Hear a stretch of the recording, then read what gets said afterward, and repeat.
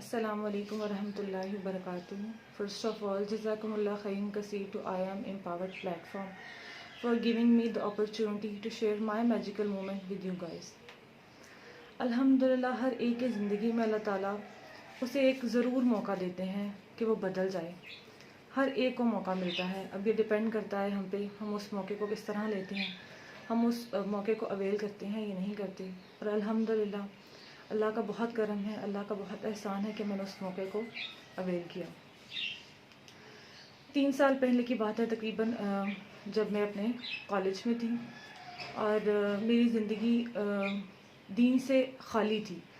دین سے خالی اس طرح نہیں تھی کہ میں نماز نہیں پڑھتی تھی، میرا اللہ تعالیٰ سے کنیکشن نہیں تھا، مجھے دین کی سمجھ نہیں تھی، میرے پاس آپ صلی اللہ علیہ وآلہ وسلم کا لایا ہوا دین نہیں تھا. اس کے بعد میں نے الحمدللہ قرآن پاک کی تفسیر پڑھنا شروع کی. جب میں نے قرآن پاک کی تفسیر پڑھنا شروع کی، الحمدللہ مجھے اللہ تعالیٰ نے بدلنا شروع کر دیا. میری سسٹر کو گھر میں قاری حفظ کرانے کے لیے آتے تھے.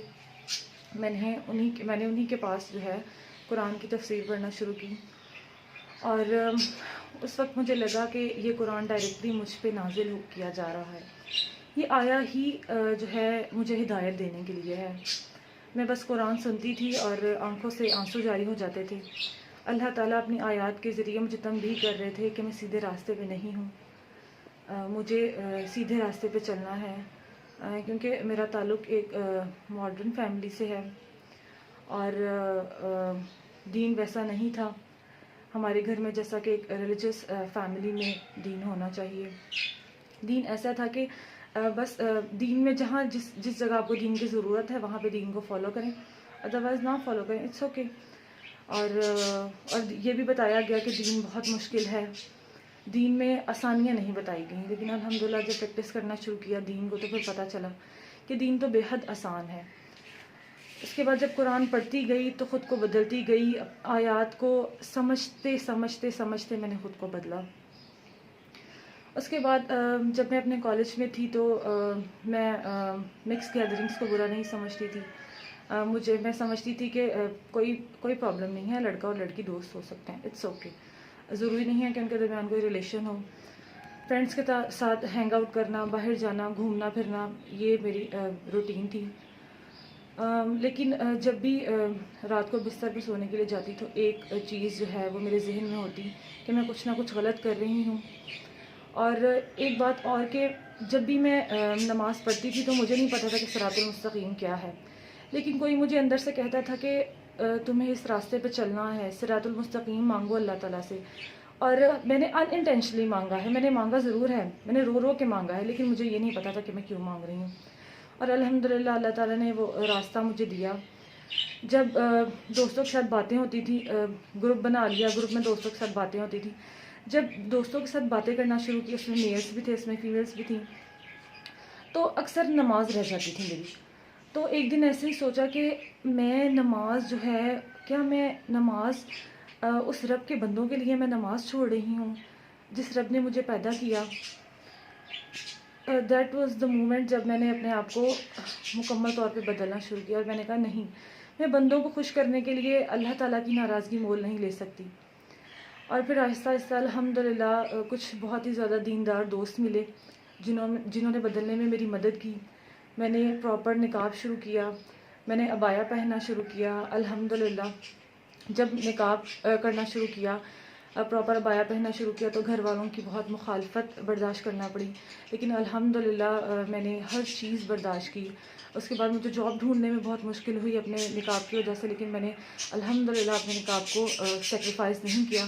میں اللہ تعالیٰ سے پر امید رہی اور الحمدللہ اس کے بعد مجھے جاب بھی ملی.